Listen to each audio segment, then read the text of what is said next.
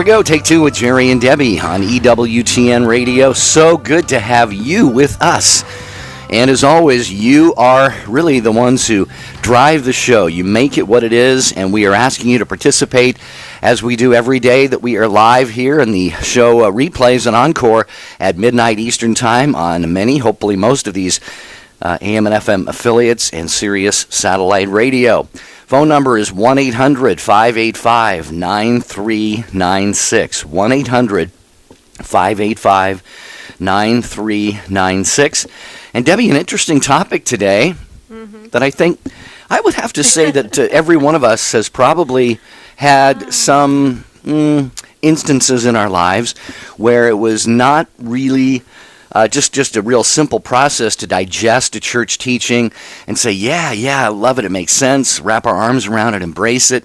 Maybe there were doubts, maybe there was just a struggle to embrace something the church teaches and live that out. And at those moments, we might feel guilty. We might say, am I not a good Catholic? Right. Because I'm having trouble accepting this particular belief. Exactly. And that's what we're talking about today. Can a disagreement turn into dissent? And what we mean by that is like just what Jerry was saying, the daily understanding of the teachings of our faith. Sometimes when we are when we are taught them, whether it be at Mass or in religious education or RCIA, we take them in, and then we think to ourselves, wow, this is going to require us to trust the wisdom of the church, to make some changes in our life. And sometimes that's a little bit unsettling, if you will, in certain areas. And so a lot of times what happens is you try to find the rationale of trying to say, well, I might disagree with a little bit of this and a little bit of that. And then before you know it, you kind of become a little bit of a cafeteria Catholic, which is not really the best for really the soul, because the church has it right. The church knows how to help us get to heaven with the teachings of the faith. So we're talking today about really kind of the day-to-day, maybe a little bit of a disagreement or a misunderstanding of what you think the church teaches and what that means for you in your faith walk. So Jerry, you and I were talking before the show that we really didn't want to get bogged down with one particular issue or go into a really high theological debate on things of the church and the church teaching and the reason why the church teaches the way it does.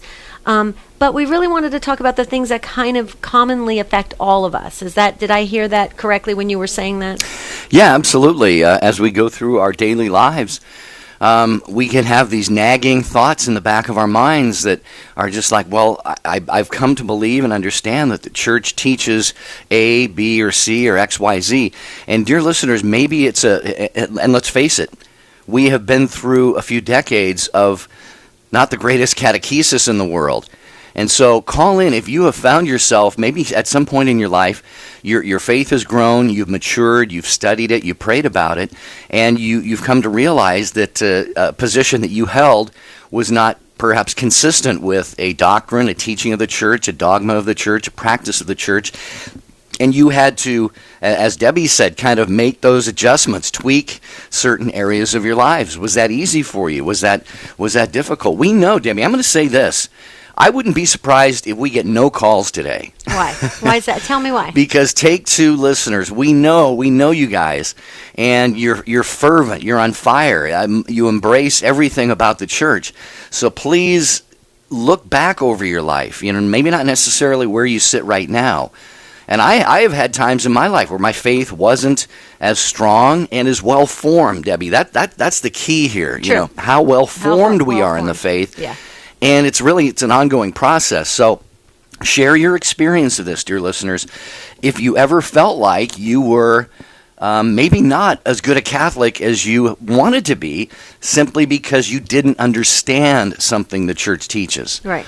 Or maybe you just simply outright said, I don't care what the church teaches. This is what I'm going to believe, and this is how I'm going to live in this particular area of my life.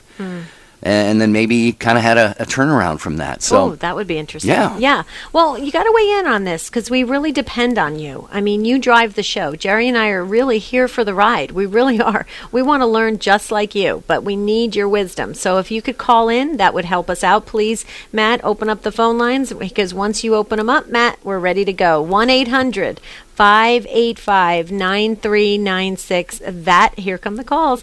That's the way to do it.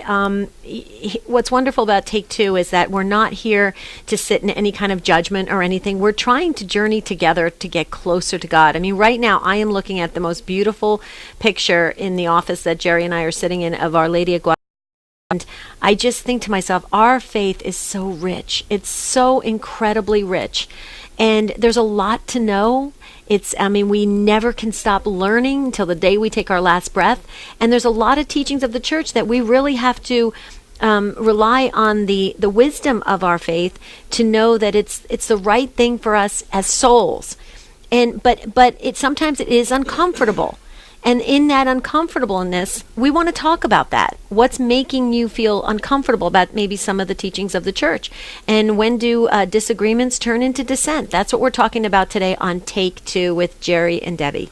It's your show, so dial in 1-800-585-9396. Yeah, and I'll just state right here, I believe this is my position. If you happen to not fully understand a teaching of the church, maybe you understand it pretty well, but you still struggle with it. Right.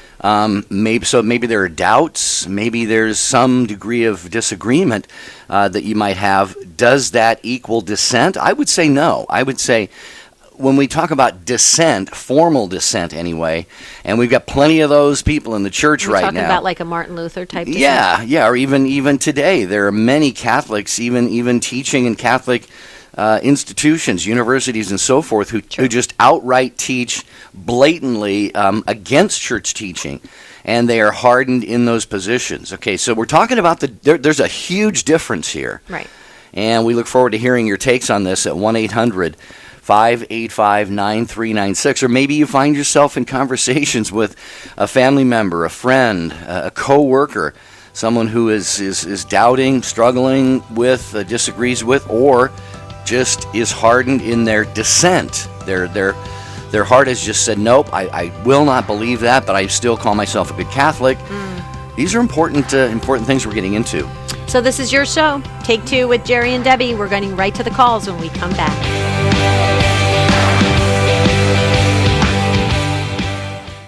Hi, this is Jerry Usher reminding you to listen to Vocation Boom Radio, Saturday at 5 p.m. Eastern, exclusively on the EWTN Global Catholic Radio Network. Each week I bring you dynamic interviews with bishops, priests, vocation directors, even seminarians and those who support them, all in an effort to assist the Holy Spirit in what is truly a vocation boom around the world. That's Vocation Boom Radio, Saturdays at 5 p.m. Eastern, only on EWTN Radio. The EWTN Warriors Rosary is a fitting tribute to all the spiritual warriors who have stood by us over the years. Handcrafted, each rosary is a unique creation. Get yours today. Visit EWTNRC.com. Living the Beatitudes with Father Bjorn. Blessed are the pure in heart, for they shall see God. While purity is an important virtue, a lot of times we can confuse this beatitude for a discussion about sexual morality. To be pure in heart is to be completely focused on and in love with God. God has given us an invitation deep within us to share in His own divine life. But it's important that we choose to focus on Him and respond to that invitation. In a homily on the Mount of Beatitudes in 2000, St. John Paul the Great says that we are called to have an urgent response to choose between life and death. In one of the earliest known Christian documents on morality, the Didache, it says there are two ways, one of life and one of death, and between the two ways is a great difference. God has called us to be focused on Him and His love. Blessed are the pure in heart, for they shall see God. EWTN. Live truth. Live Catholic. Hello, this is Bishop Robert Baker from the Diocese of Birmingham in Alabama. I'm Peggy Normandin, but you can call me Catholic. Hello, friends. This is Father Wade Menezes of the Fathers of Mercy. Thanks for listening to the EWTN Global Catholic Radio Network.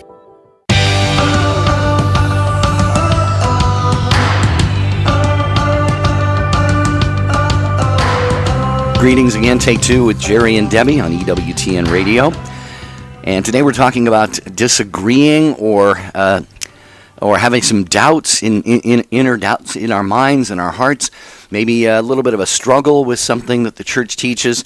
And we're kind of contrasting that with just outright dissent, where we just say, well, I'm going to live my life as a Catholic, and I'm going to just, I disagree with that, and so be it. And I'm just going to, walk merrily along here and see what happens. And we all sometimes have heard a lot of non-Catholics and others will say to Catholics, they'll say, well, you just put your blind faith and obedience in the Pope and in everything he says. You don't really think with your minds. You don't think things through critically. That's not the point. But Debbie, this show is really, in a sense, about that. It is about how we really do have to sometimes wrestle with some things the church teaches in order to come around to a place where we're comfortable with it, and we say, and then we have that peace in our heart as it settles in, as we totally embrace it.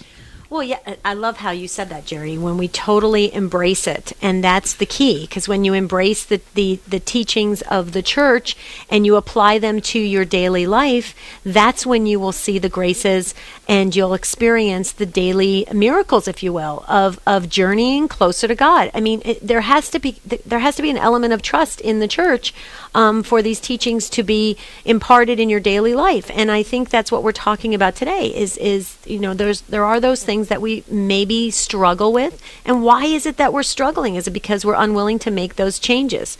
Okay, so we're going to go right to the phones.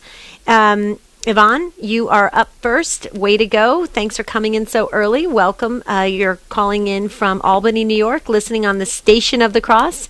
Welcome to Take Two with Jerry and Debbie. Hi, Yvonne. Hello. Hello. So you're on. Okay, so I called because you were looking for people who have struggled at some point in their lives with the church teachings, and my husband and I particularly struggled with the church teaching on chastity within marriage. And it's mostly because we felt that we would never be able to live up to those ideals. I feel in our hearts that's why we outright rejected them in the beginning. And then 14 years later, we've been married for that long, have come around to fully embracing the teaching and making sure that we pass it on to our son, and that, it really comes from a place of love. And if you're confronted with a teaching that you may not initially agree with, if you can just approach it with humility and ask the question, why does the church teach what she does? And look for answers, because the answers are out there, and we don't have to be afraid of the answers because they're the truth. So that is interesting what you said. So I just want to go back. You said that initially you and your husband, you felt like you couldn't live up to those expectations of you in marriage, and so you rejected it. And then 14 years later, you said that it shifted. What was that key element that made you guys all of a sudden say, "Wait, we've got to change"? Was something happening in the marriage that maybe it wasn't? I don't know. Tell us what happened in that. Yeah. So. It was revealed, actually, my husband and I feel that it was a divine intervention, because I asked him one day if he used pornography, and he said yes, he did, and we had never spoken of it before, and this is 12 years into our marriage at the time. So he had hidden this from me, and he told me afterwards that he felt like the words were being pulled out of him, like it was a very spiritual, intense experience. And within a few days of that revelation, I said, I feel the number one thing that we have to do is we need to go to confession. We both have things to confess. And we just ran back to the church. And over the last few years, we've done a lot of reading, we've done a lot of questioning, and have just come to the conclusion that they're really right about pretty much everything. Right. And right. Unfortunately, it comes from, I think, in my parents' case, that they were poorly catechized, even though they went to Catholic schools. It was seems like an age where there wasn't a lot of questioning, and you just had obedience to the authority, but not really questioning and understanding why the teachings are the way they are, which makes for poor understanding. Right, yeah, Yvonne, what you're sharing here is exactly, this is a grand slam home run of what we were hoping for with this conversation today, and that is living your daily life, And when we're doing that, and trying to respect the church's teachings, live up to them. We're all human. We don't fully understand them. These things, like these issues, creep in, and then it can create some difficulties. But your hearts were not turned against. It doesn't sound like turned against what the truth was and what the church teaches. You just didn't understand it, and there were some struggles there. But thanks be to God, it sounds like the Lord has really brought you to a place of great peace and understanding this idea of chastity within marriage. Absolutely, and really, I mean, to the extreme other end, to the point where we actively regret my husband's. He had a vasectomy shortly after our son was born, and I'm in my mid-40s now, but, we really do regret that, and that's probably the hardest thing if we ever tell people these intimate details of our relationship for people to understand. And I wish I had a better way of explaining it, but, we're reading and researching and trying to, reach out to the people that it's appropriate to. Right. Yvonne, here's the thing, though, with our beautiful sacraments that we have in the church, our sacrament of reconciliation, you really, honestly, you don't have to carry those regrets. And that's the beauty of it, and that's how wonderful our church is, that it allows us to kind of wipe that slate clean and move forward and have a better understanding. You and your husband have come to that better understanding, and in that there's graces that flow from that. I can totally relate to your story so much, and I remember thinking back when I first got married, we would do the same thing. We're like, oh well, we don't know if we can live up to that teaching, and you start to play these mind games, thinking, okay, but I'm still a good person, and you kind of juggle what and you start to. It's sad, because then you just same thing in your situation. Then life unfolds, things happen, and then you realize you've got to. Oh my goodness, you got to rein this in. This is getting out of control, and so I can totally relate to that. But I love the fact that with our sacraments, our church allows us to just be free from all the past. One other thing I want to add, because I'm sure that you don't have time to talk to me all day, but we'd love to, though. I want to add that I feel like is one negative aspect of feminism. I felt that my husband, even though it was never directly revealed to me that he was participating in these activities, I felt, as a woman living in this society that we live in, that I would never be able to expect my husband to focus his sexual energy on me and me alone, even as his wife. Like, I felt like that was an unreasonable expectation of him, and it is not true, and it sells men short. Right. I totally agree. Very much so. Very much so. And Yvonne, we always say on this show, your call, all the calls that we get on this show, Debbie and I learn, Debbie and I are inspired, and you are teaching. You are teaching the world right now with what you're sharing, and we are so grateful for that. Thank you so much, and we rejoice with you in what God has done in your marriage, and the graces, as Debbie pointed out, that are going to flow to you and through you to others, and now you can be a witness. If you find, discover anybody else who is struggling through the same things, you've got the lived experience that you can help them find the right path. So thank you, Yvonne. We're going to move on. As you indicated, we have a lot of calls here. Take two with Jerry and Debbie. Kathy is next in Plymouth, Michigan. She has us on Ave Maria Radio. Hi, Kathy. Welcome to Take Two with Jerry and Debbie. Hey, Jerry and Debbie. Thanks so much for taking my call. You got it.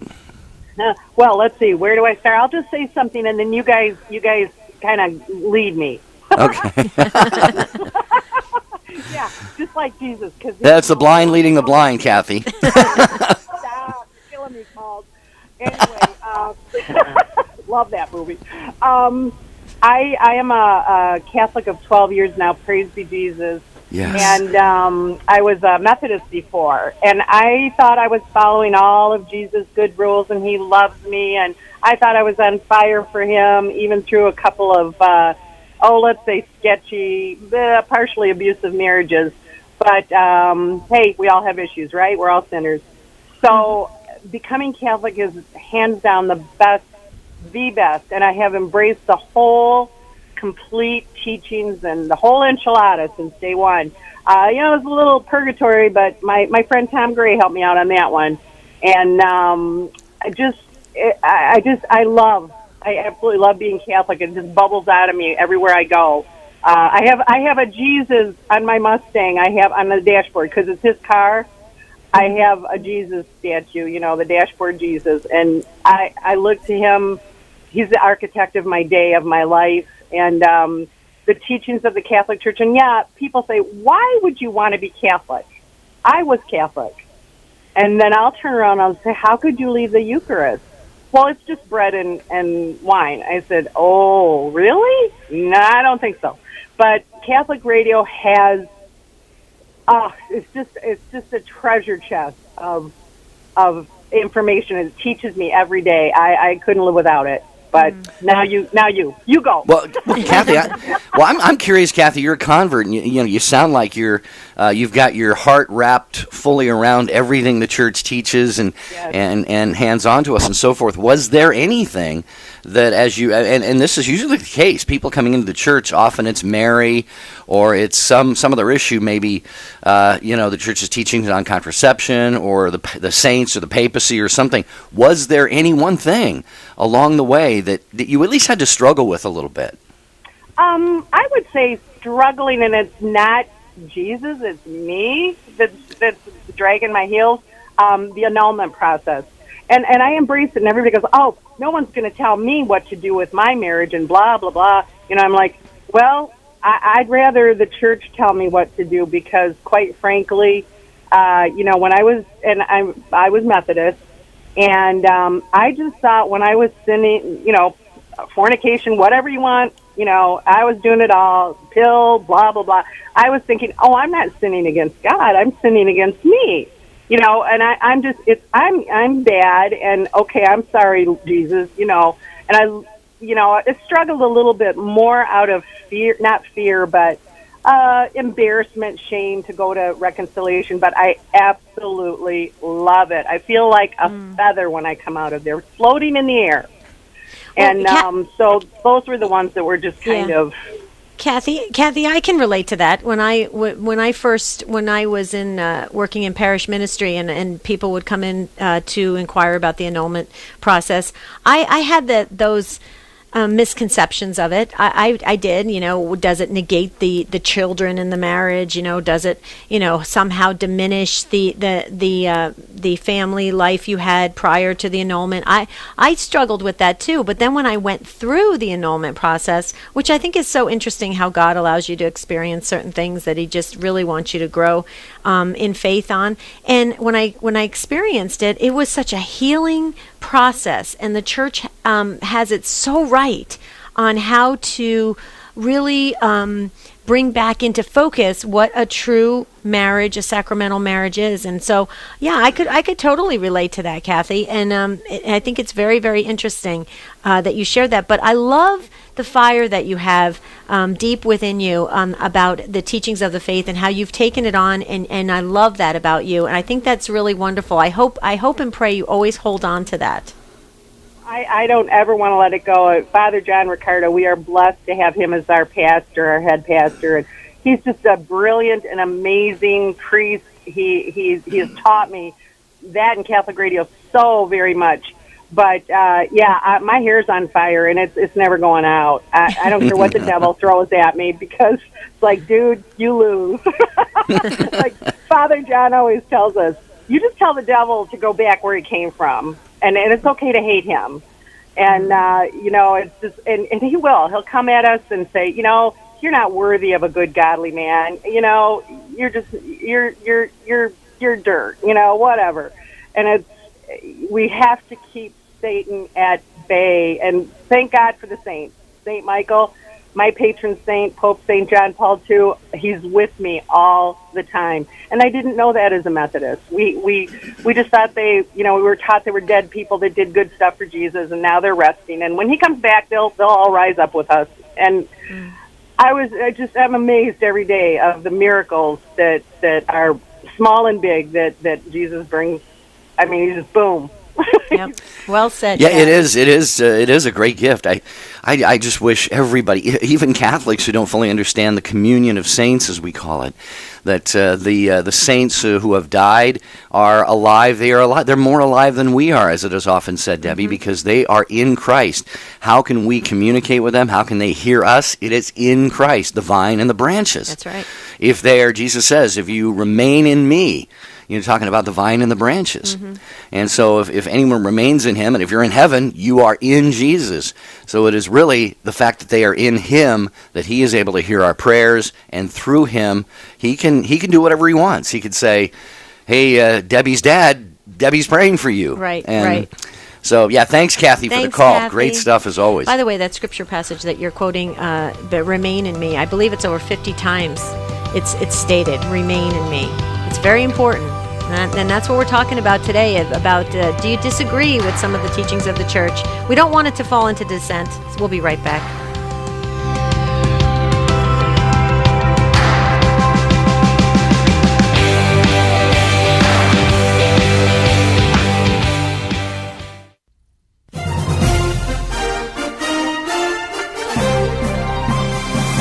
Hello, this is Brian Kemper of Priest for Life with Pro-Life Update. This weekend we observe Father's Day. We thank God for faithful fathers who, like God himself, give and protect life. Let's also pray for fathers who are afraid to be fathers. Thousands of times a day, children are aborted, not because of a choice of the mother, but because of the choice of a father who fails to show the faithfulness and willingness to protect the child he has helped conceive. At other times, fathers tried to stop the abortion, but the law excludes them from the final decision about the abortion. Men do suffer grief after the abortion of their child. Healing programs are available for these fathers.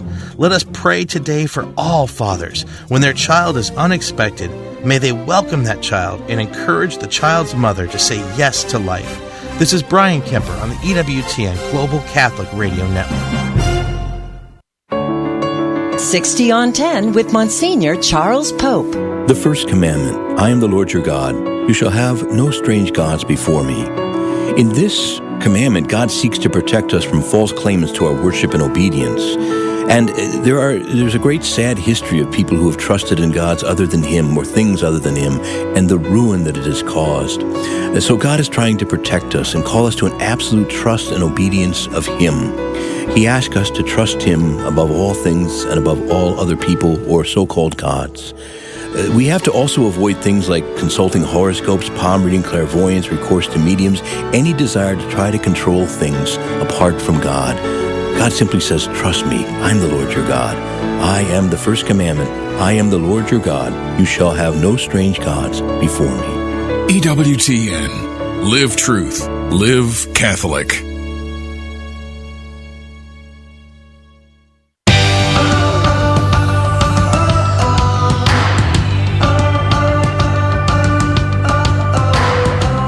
Always great to have you there. Kind of gives us a sense of comfort to know that you're there with us here on Take Two with Jerry and Debbie. It would be lonely. Well, it'll be lonely, and we could talk for an hour, but we always want to hear what's on your mind. Yep. 1-800-585-9396 is the number. Especially tomorrow. Especially tomorrow. Yes. What's tomorrow? Go ahead. You announce Tomorrow is the show's second anniversary. Yay! 2 years of Take Two with Jerry and Debbie. June 15th. Tomorrow. Can you believe it? 2 years. It's flown by. So what are we going to do tomorrow? I think it's a great idea to open up the phone lines and let all of our wonderful Take Two family weigh in and share, suggestions of what they want to see for this upcoming year, and maybe some suggested topics or different ideas, maybe different angles we can take, maybe even a slightly different format. I mean, we've got some surprises next week. Can I share it next week, Monday? We're going to be Facebook Live. Oh yeah, we're going to be we're going to be on TV. Not only can you hear us, but you could see us. I don't know if that's such a good thing, Jerry. I told you before, me being 100% Sicilian, my hands are always moving, so I don't know if that's going to make people That'll nauseous. make it more fun. Or you get motion sickness. So yeah, tomorrow is the second anniversary of the show. Please call in and join us. We don't want you to just say, hey, you guys are great and congratulations, all this stuff. We want to really have you help shape the future of the show. Right. And that includes if there are things you don't like. We get emails from people. I don't like that opening music. I don't like this topic you covered. I don't like the way you handled that. Hey, we're open to all of that because really we feel like you are co-owners of the show, if you will.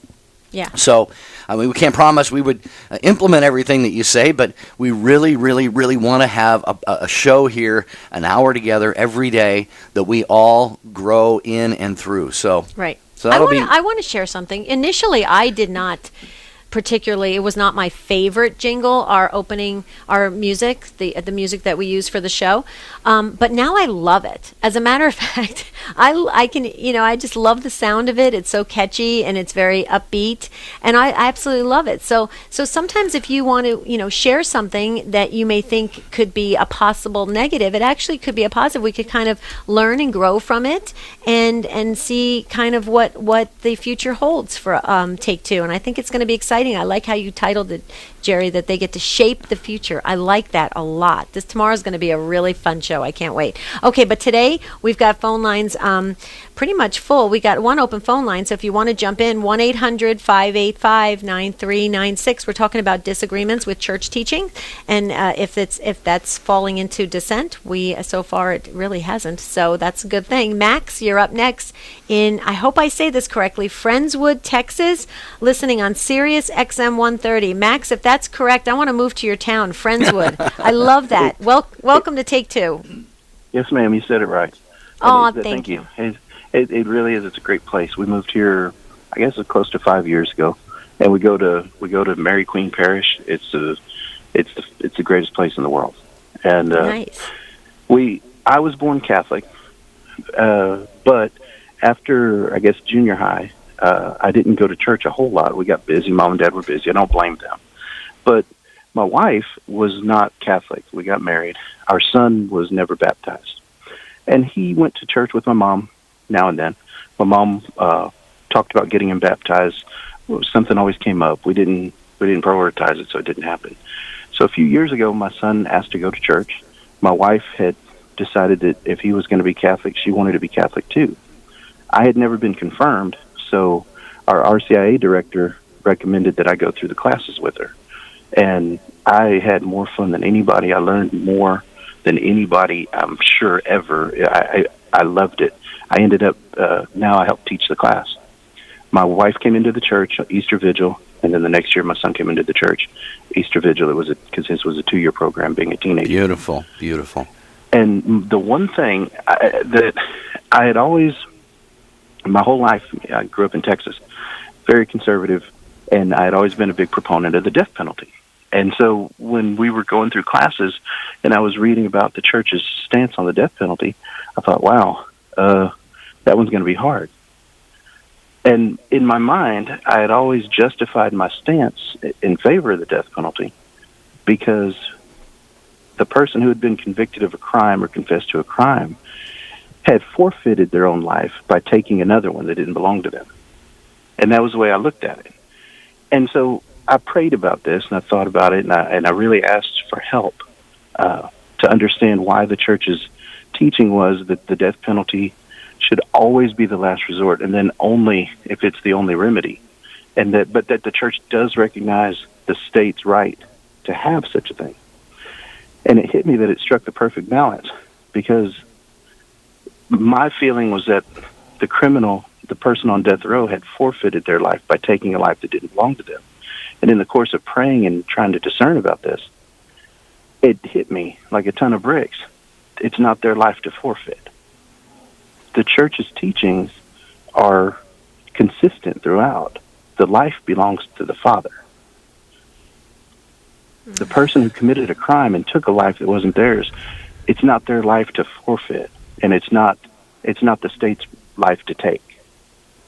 And so now I understand it makes perfect sense to me. And I noticed over time that more and more things were like that. That the church is made up of some really, really smart people who have thought about this for a really, really long time, and they've been guided by the Holy Spirit, so they can't get it wrong. And earlier, Jerry talked about blind faith, and that was one of the things that kept me away from church for so long, because I didn't think I needed the church. I didn't think that I wanted to turn off my intellect in order to follow blindly through faith.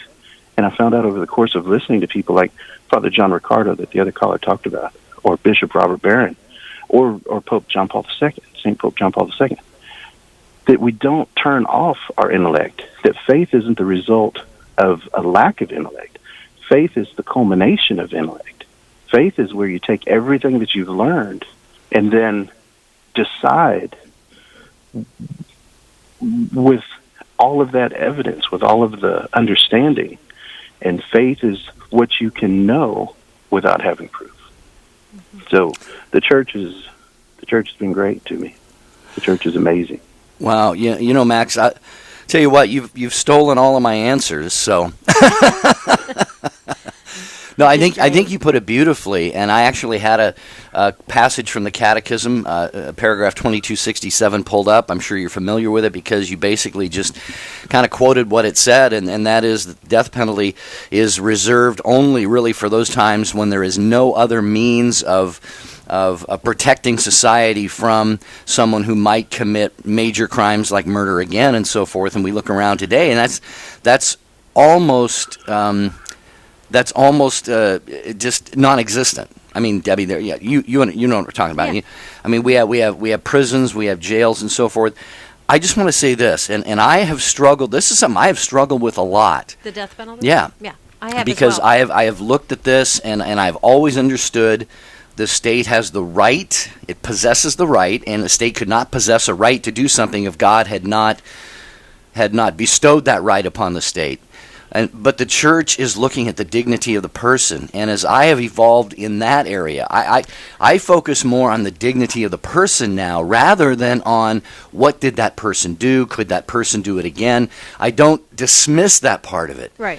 But now more than ever, Max and Debbie, I'm looking at this person, the human being, the dignity, the eternal soul. The soul, right. The soul, and I'm saying, God, if we give God more time, and how often do we see it? People, even on death row, truly embrace a relationship with God. Well, that's what mercy is. Mercy is actually giving the soul time. That's what mercy is, and so Max, I'm right with you. In fact, as you were speaking about your journey and of understanding it, I could relate very much so to your story. But first of all, I just wanted to say, because I don't want to forget this, welcome home to your entire family. How beautiful is that you are all as a family active and in good standing in the church, and I love that you are now teaching RCIA. I have often said, if you've listened to this show frequently, you'll hear me say, because I'm a religious education background, that I think every single person, every cradle Catholic should go through the RCIA program. Do you agree? Yes, ma'am. Yeah. We've talked about it. And our church does a couple of things with Formed to have people, to give people the resources. But I agree with you that it would be nice if every cradle Catholic could hear the teaching the way I got it. Right. Because a lot of times you see that the converts are really, really strong, and it's because they have information that the cradle Catholics didn't necessarily get when they were catechized. Right. Coming up through their youth. Or that we've rationalized. As cradle Catholics, we've taken some of the teachings that we have heard for our whole life, and we're like, oh, yeah, I know that's the church's teaching, but, I'm going to do it this way, or whatever. So, yeah. And that's one of the things I wanted to point out. Earlier, I heard one of the callers say that they want the church to tell them what to do so that they know what to do. But I just want to point out there's a fine distinction, but it is important. The church doesn't tell anyone what to do. The church can't make anybody do anything. The church professes what is right and points out what is wrong. And then we get to choose, because that's why God gave us free will. Right. Well, one thing, can I just add to that, Max? Because I say this all the time, Jerry and Max, and for everyone listening. We hear all the time, the church always is asking for money.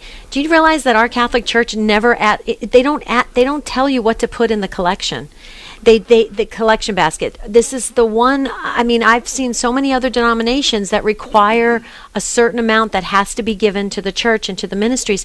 Our church suggests and recommends and asks because we have things that has to be paid for, but there's never a requirement to be in the Catholic Church. And talking about the dignity of the person, Jerry, of the womb to the tomb, when you think about how many Catholics, I have told, people have asked me, they said, I haven't been in the church for many, many years, and I'm afraid that if I die, what's going to happen? I said, your Catholic Church will bury you.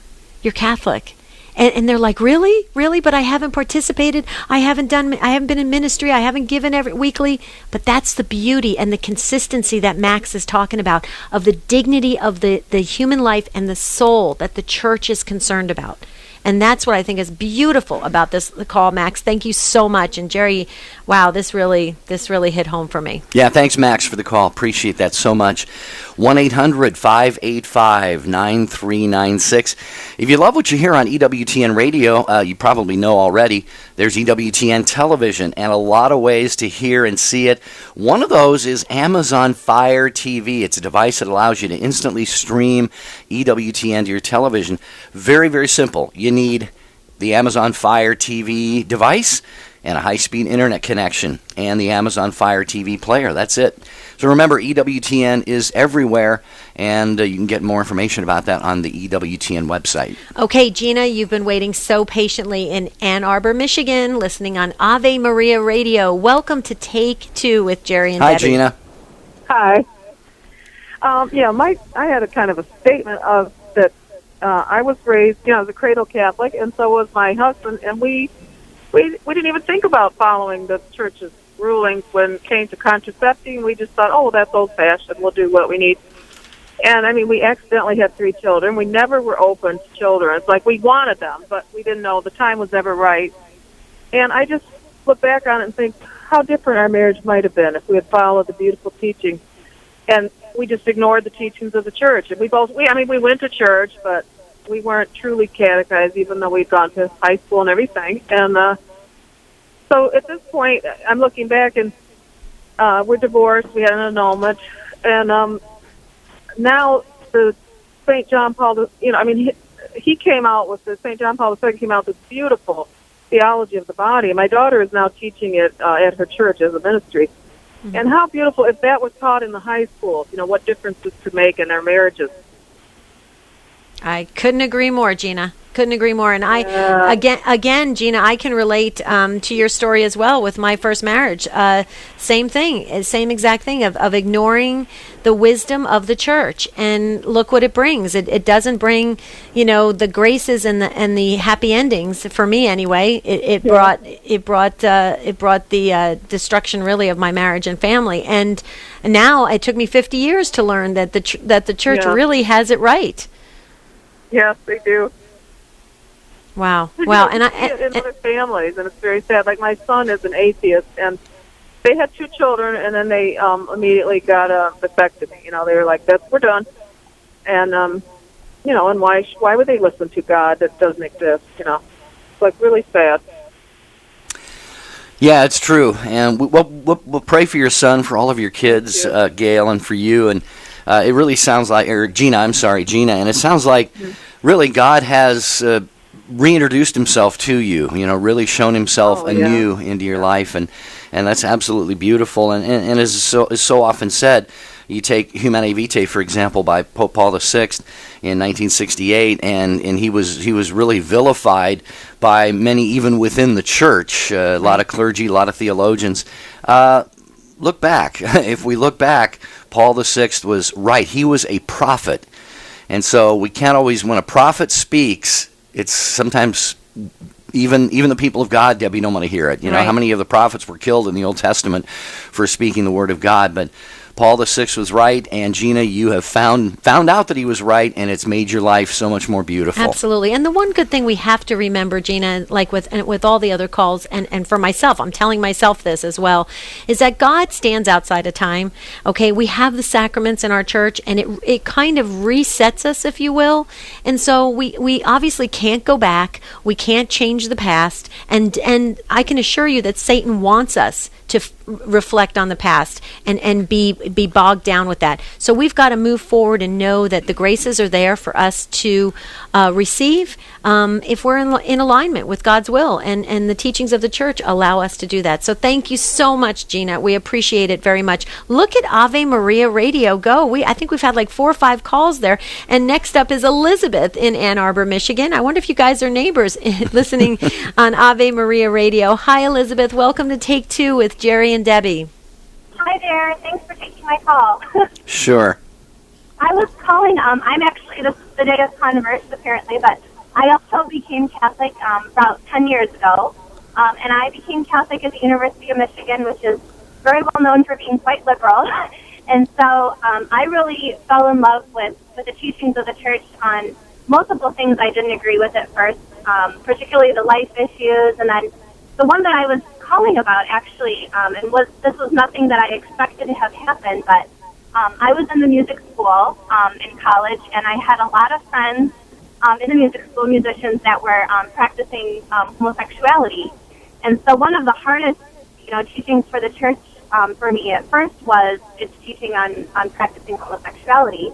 I was born into a Protestant denomination that's very, very accepting of homosexual unions and even, homosexual clergy. And so that was something that was very difficult for me. But then actually, God's provision is always so wonderful. But I had a dear friend in music school who was struggling with their sexuality. And this particular friend had grown up Catholic and kind of fallen away and come back to the church in college because this person had tried the homosexual lifestyle and found it so sad and damaging to him that he ran back to the Catholic Church. And his witness to me of saying, I am choosing, I have this inclination and these feelings, but I'm choosing to be Catholic and live chastely, and this is God's best gift for me is to live this way, was incredibly, incredibly powerful for me to watch, and be affected by as someone that was a young person in the culture that just says, we should just allow people to feel whatever they feel and do whatever they want to all the time. And so that was the biggest kind of switch for me as a convert coming into the church. It's just a very beautiful teaching of really giving people the fullness of life. Well, yeah, Elizabeth, and as we always say, welcome home. Thank you so much for following the promptings of God. And you sound so vibrant and so joyful, and that's just a beautiful thing to hear. I would say, this is an area that is really, really picking up steam in today's culture. The whole question of same-sex attraction, it gets into the question of same-sex marriages and practicing that lifestyle and so forth.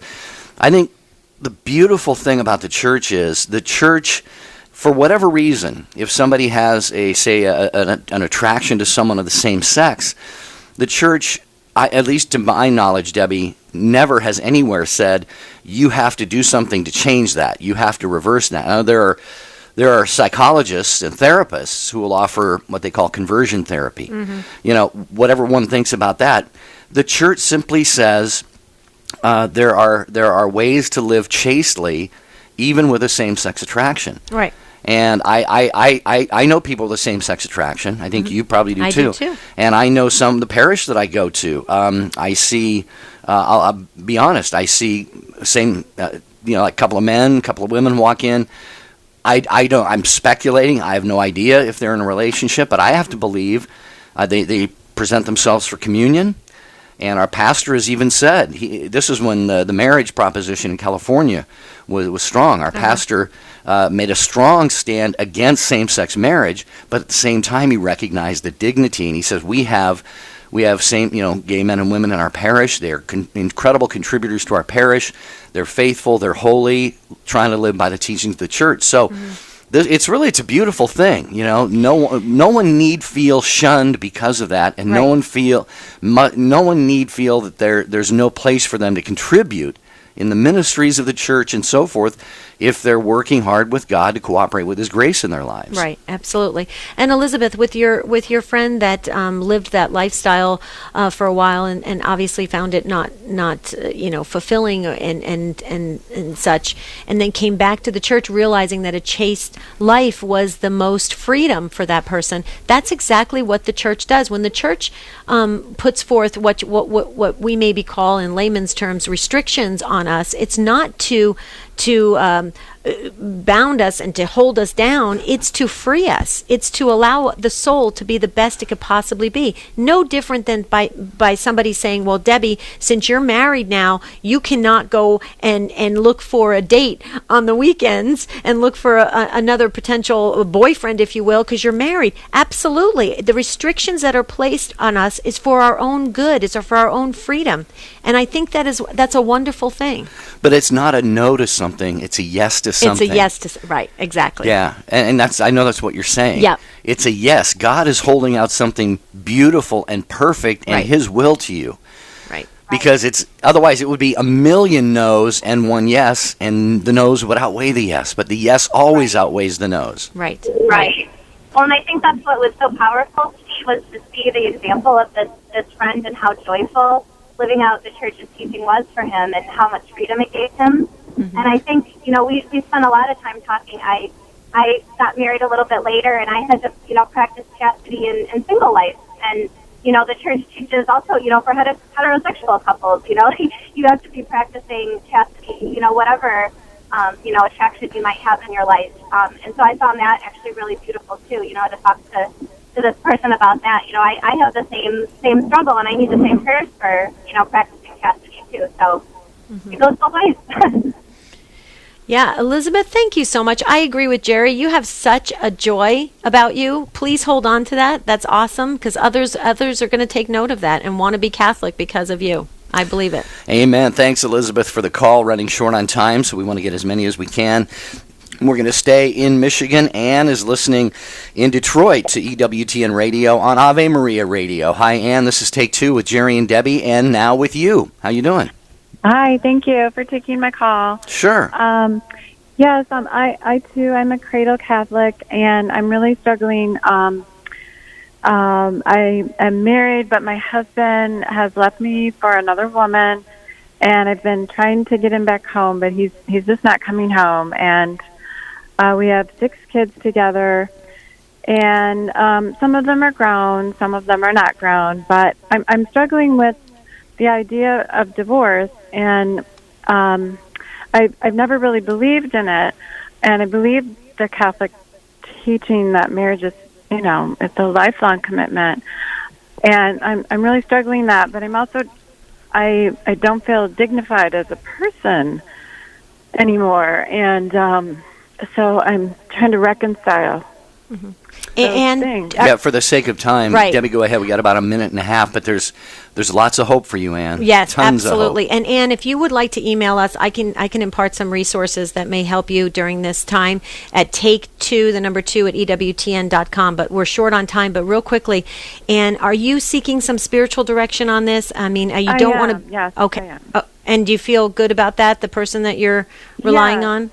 Yeah, I do. Okay. Well, first of all, you have nothing to be ashamed of. Okay. You need to know that you are a daughter of God, and you need to know that. And there may be a stigma from the world's perspective, but not from God. So don't hold yourself to that, because that's going to keep you down, and that's where the dark side wants you to be. And so you don't want to do that. I would continue with that spiritual direction, and I would devote obviously your whole entire family, consecrate your family to the Blessed Mother, the Immaculate Heart of Mary, pray fervently, and you can't change somebody else's free will. You just can't.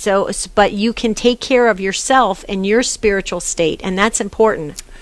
Yeah, and all I would add to that is, Ann, we're getting ready to end the show here, but I would just add, you made the comment, I believe you said you've always been against divorce. Well, so is God, okay? So you're in good company there. That's right. However, remember, the church has its very wise and holy and merciful process of annulment. Not saying that you would get an annulment, but it's something you can look into.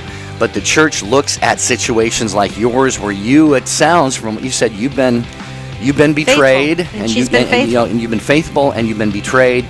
And so God has a plan in all of this, and we'll trust with you that He reveals that in a beautiful way, whatever that is. Thanks, Ann and Bridget and Anita and the others. I just wish we had time. Call back tomorrow. It's a special day. Please do. It's our anniversary show, so we want to hear from you. Until then, have a beautiful and blessed day. We'll see you real soon.